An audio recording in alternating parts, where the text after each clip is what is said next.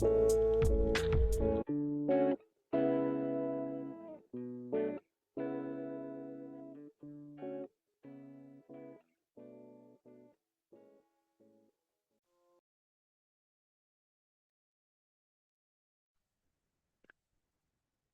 right, welcome, Dr. Matt Knutson from University of North Dakota, discussing Ghouls and Ghosts at the Student Union Collegiate Esports Prehistory in 1990s tournaments. And hopefully, I know you have a video to share with audio. If you remember to share your computer sound when you shared your screen there. Did you remember to do that? I just clicked it. All right, you are good to go. Fantastic. Well, welcome everybody. Thanks so much for tuning in. My name is Dr. Matt Knutson. I direct the academic program in esports at the University of North Dakota. I'm going to talk to you about the prehistory of collegiate esports, looking at some tournaments that happened in the 1990s. Let me start with a piece of media that kind of showcases what this era of collegiate gaming competition was like. Steve Lucas is a sophomore at Southern Illinois University. He competed against more than 2 million other college students from across the nation to win the 1991 National Nintendo Championship. Lucas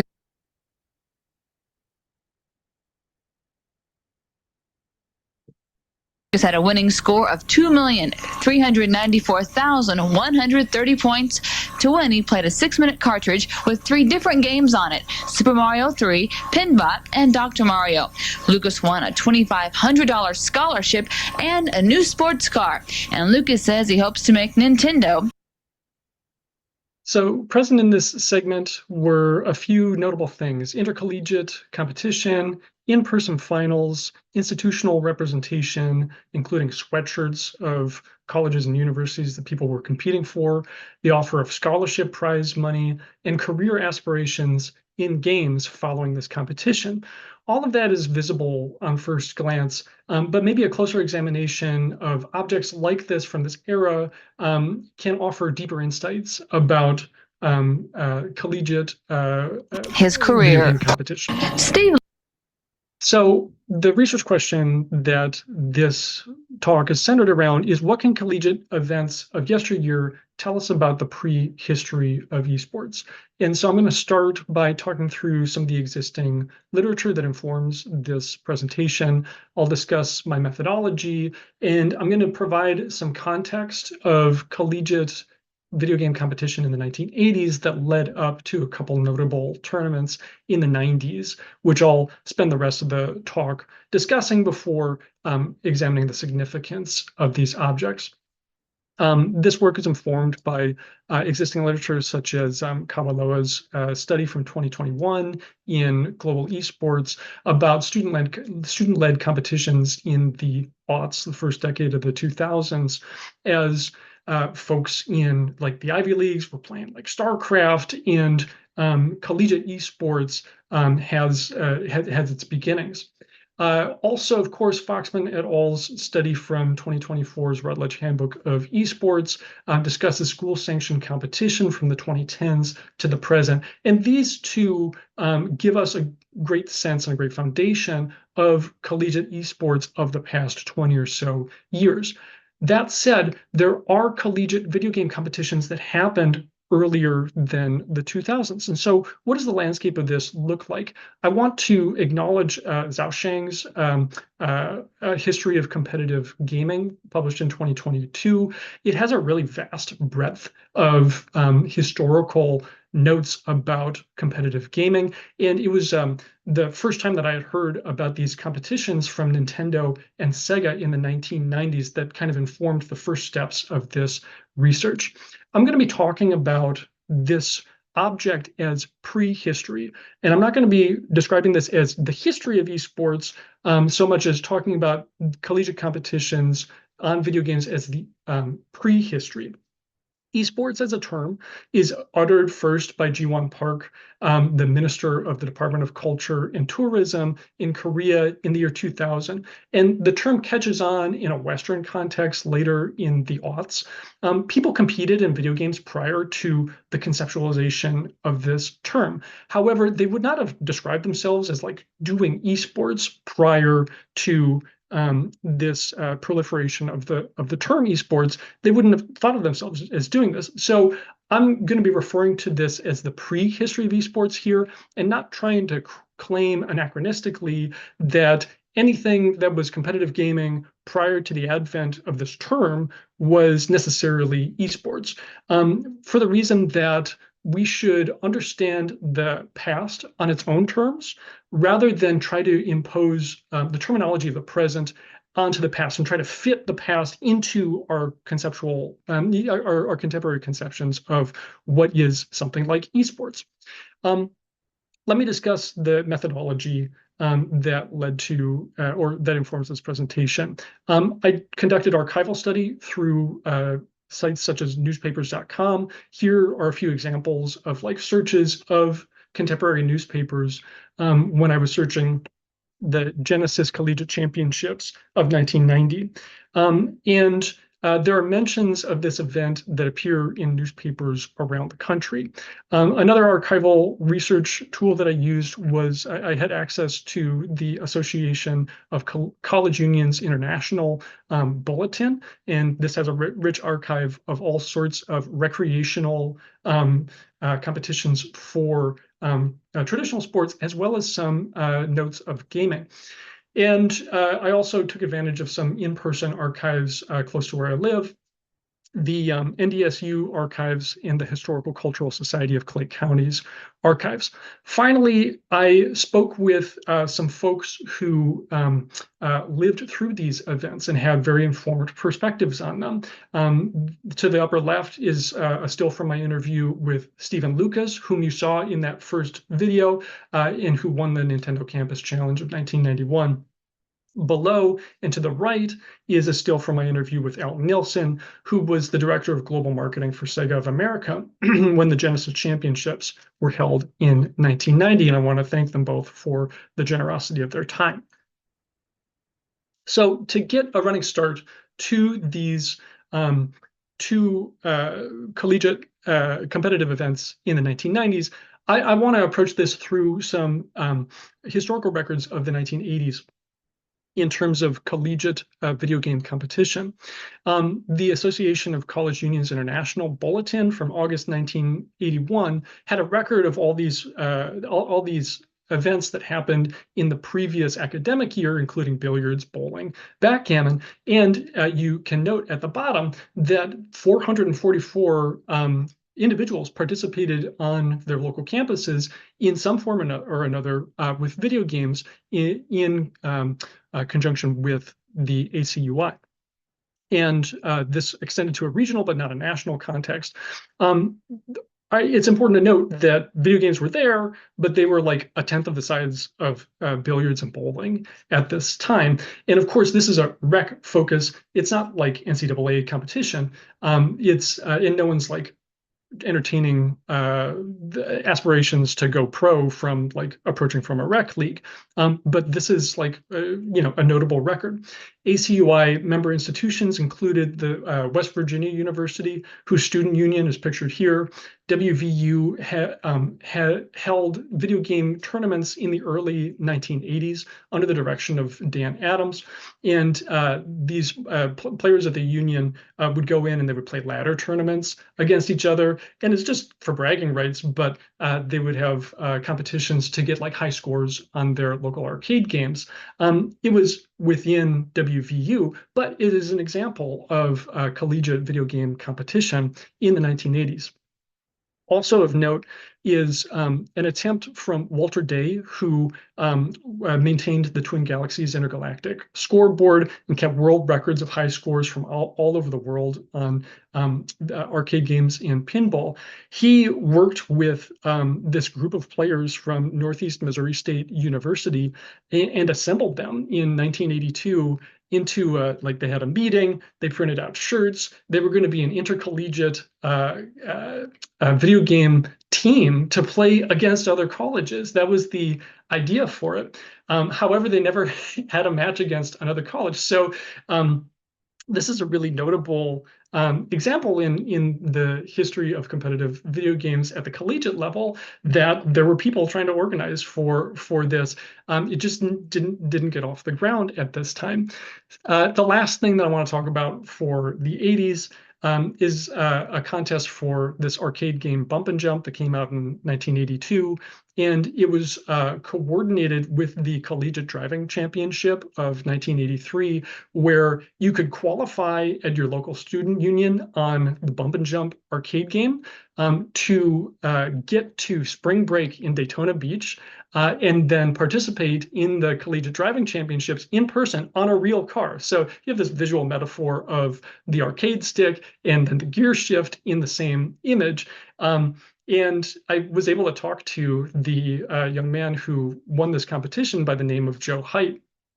And although the contest featured this collaboration between Bally, the arcade manufacturer, and Dodge Chrysler, who was making this Shelby, Shelby Charger, the Height didn't qualify through the arcade game. He just kind of walked up and evidently was a great driver and won this competition and won a car from it.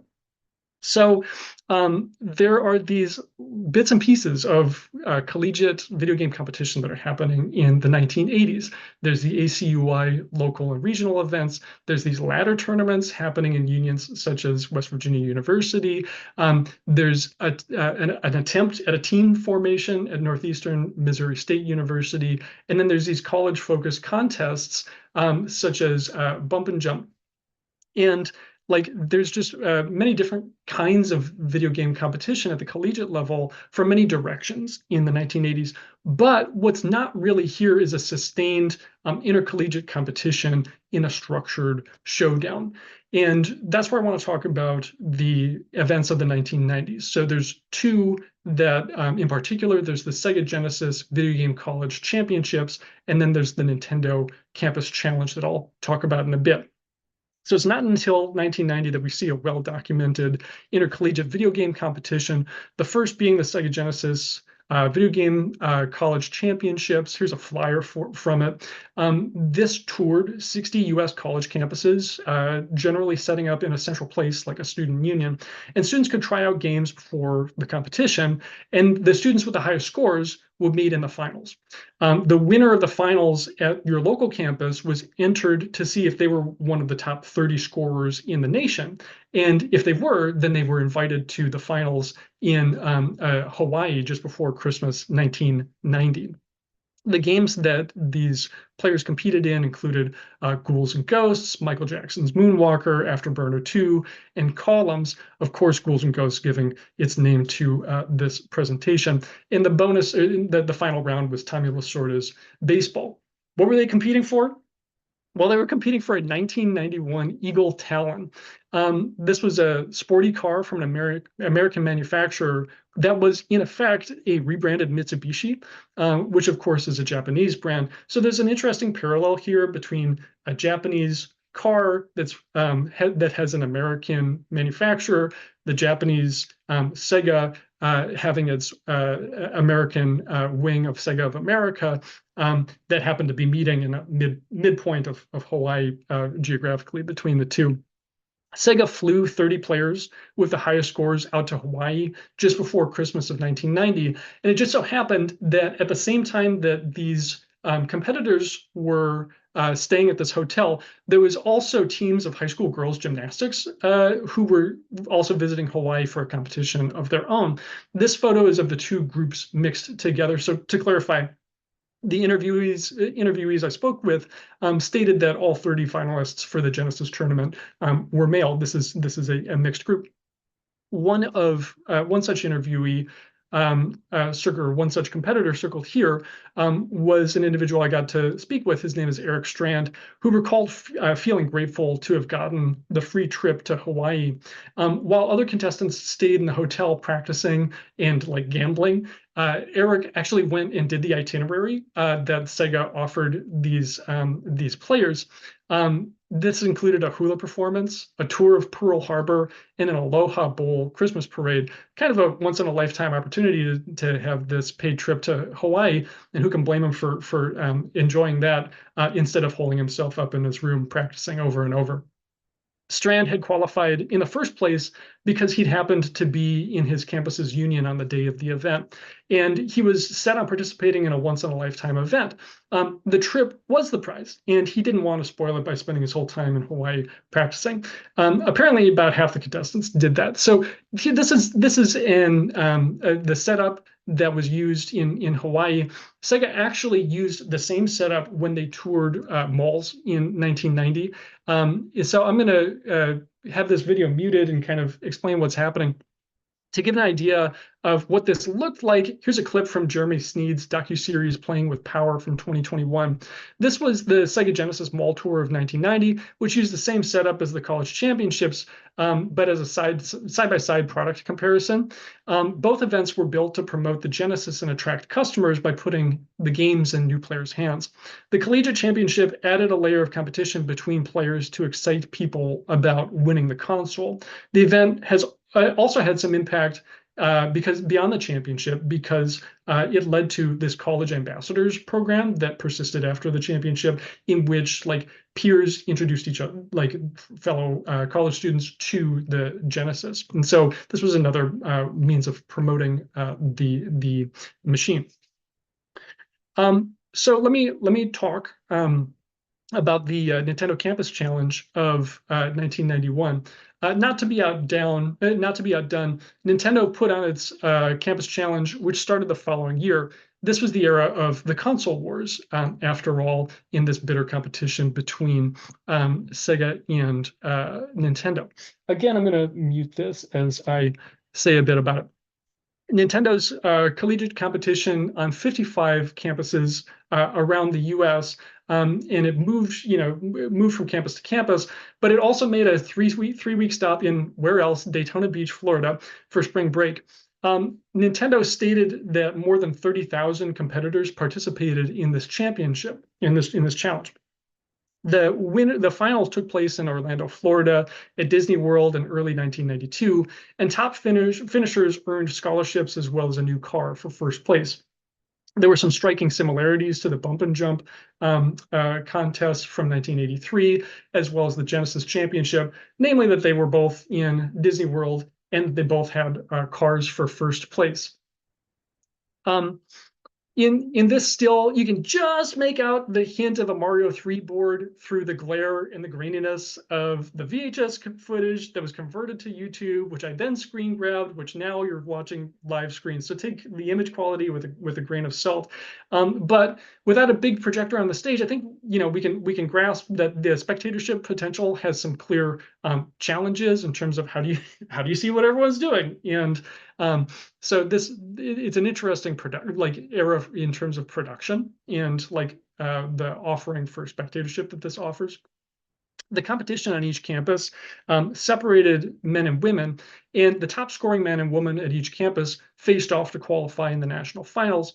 The finals in Disney World skewed male, but not exclusively.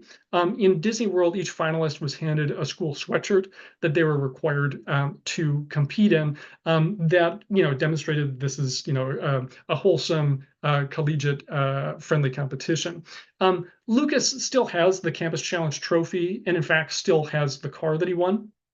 Nintendo ran another Campus Challenge in 1992 using the Super Nintendo, and Lucas attempted to enter again, but didn't make the finals then. Strangely enough, that year the winner was picked via sweepstakes instead of a grand final showdown, which means that Lucas was the only champion of the Nintendo Campus Challenge to actually win through gameplay alone. So let me wrap this up by kind of talking about the significance of all of this. What can we learn from these collegiate gaming competitions of yesteryear? Well, one thing that we can note is, to state the obvious, in terms of gender representation, this was overwhelmingly male. And there are some clear parallels between collegiate gaming competitions of then and of today. And it's not lost on me that the folks that I was able to interview for this were all themselves male. There is a durable drive to compete that we can see among this group, among this age group, that there is a consistency between that era and now in terms of college-aged folks being willing and driven to compete for prizes and prestige and recognition. There were early tournaments. These early tournaments were more about publicity and not community. I don't think anyone would have been under the pretense that Nintendo was instilling a campus community for competitive gaming there on campus, so much as they were there to sell a product and there to promote a product to a willing audience. That these events were well received from all perspectives that I was able to see. That college students were happy to have these opportunities to win free gaming consoles and to play with their friends in a tournament. This, is an example of companies leveraging the will to compete, of course. And the distinction that I want to make is that gaming competitions at this time at the collegiate level were about marketing a game to an audience, whereas today contemporary esports are about marketing an institution to students. What is being sold to whom, I think, is an interesting contradistinction that emerges from looking at this era of competitive gaming. So with that, I want to thank you for your time. I've left my contact information here, and you've seen my Blue Sky contact at the bottom of many of these slides. And of course, I want to make these acknowledgments for the folks who willingly gave me their time and access to archives. Thank you so much. Woo! I have no idea how you collected all that information, because when you do searching for like the history of collegiate esports, you find very minimal information. So my question is, how did you, let alone collect this data, collect these artifacts, and then how did you find the contact information for these people? Thank you. So, I mean, the first, I want to acknowledge again Zhao Sheng's study of the history of competitive gaming, and that, so if you look at that, it was a Routledge book.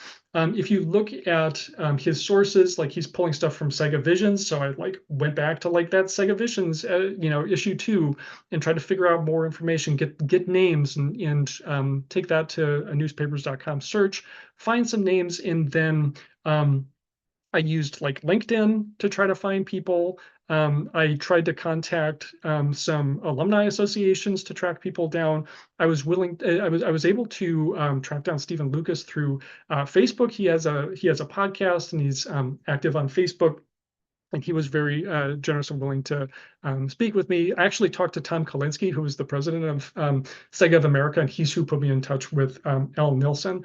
And then the part about twin galaxies, that was just something that I happened upon when I was reading Walter Day's book. So these things kind of came out of a number of places, and it has been a project to synthesize this information for sure. Awesome. You have a comment, and just so you know, Stephen Lucas is attending this and been posting in the Twitch. Yeah, chat I thought there. I saw him on there. Dr. Amanda Cote says, I don't have any questions. I just really like these artifacts. Also, is table soccer the non-branded name for foosball? That's a good question. I don't know the answer to that personally. So we'll move on to the next question. I had a student who is working on her dissertation, I believe, on the history of collegiate esports, and she asked me a question, and I'm going to ask it to you. Who is on the Mount Rushmore of collegiate esports history? Not an Wow. easy question. Okay. Well, the individual who won the Sega Genesis Championships, I wasn't able to get in touch with him, and so I don't necessarily want to disclose his name because maybe he would prefer to be private about this. It's hard not to say that Stephen Lucas wouldn't belong on there in some way. You know, of course, the very first collegiate competition that was reported in Rolling Stone was the Stanford competition for Space War that was in 1972. But I don't have a ready to go name for that. That's that. I think maybe Walter Day is the Ben Franklin of collegiate video game competition, in that he was never like in the spotlight at the time. He was not in the Life magazine photograph, but he was part of that founding. So with her research, I think you've gone further back than she did. I would say to add on to those names, Kurt Melcher is usually brought up pretty commonly. And do you want to explain his, or you want me to? Sure. I mean, like, Melcher founded I mean, it was an oversight of me not to mention Kurt, of course. He founded the Robert Morris first esports team in 2014, and that was 2 years before Mark Deppie did the first public universities esports team at UC Irvine. So yeah, of course, that's an obvious inclusion for sure. And that's 2016 where they started to offer collegiate esports scholarships. And I always think it's interesting, not a good thing, but some of these newly emerging cutting edge programs that are the first no longer exist. So there's no such thing as Robert Morris University in Chicago anymore.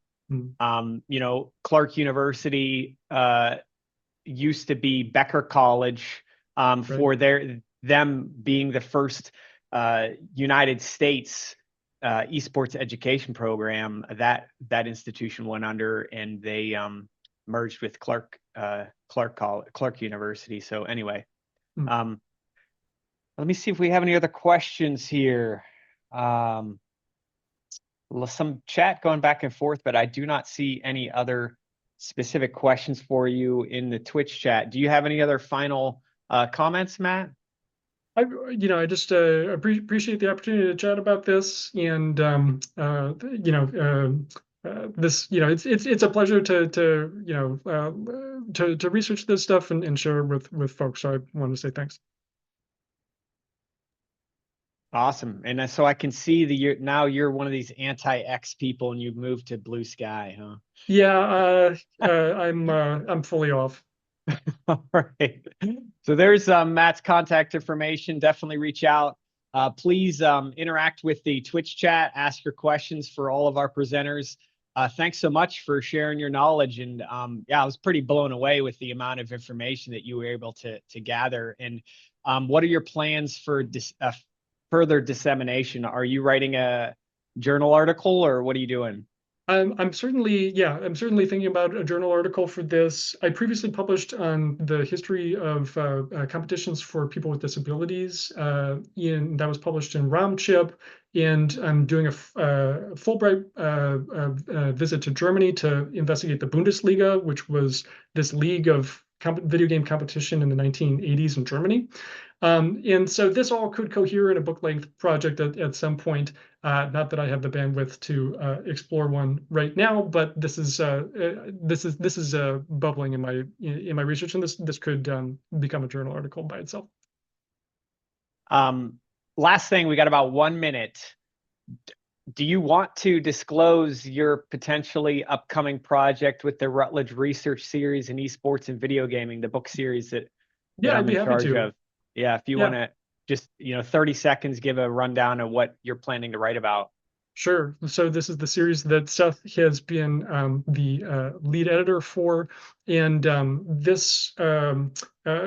project is about the Magic the Gathering as a peripheral esport. What I'm coining in this work is identifying Magic as something that's outside of the mainstream of esports, and in the mosaic of esports, there's just innumerable kinds of smaller niches of digital video game competition that are part of the bigger picture. And I think by understanding what peripheral esports mean to the mainstream, we can better appreciate the full picture.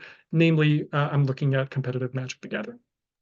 Awesome. So if you're interested in Magic the Gathering, be on the lookout on with Rutledge and Dr. Knutson there. Thanks so much. Appreciate it, Matt. Thanks, Seth.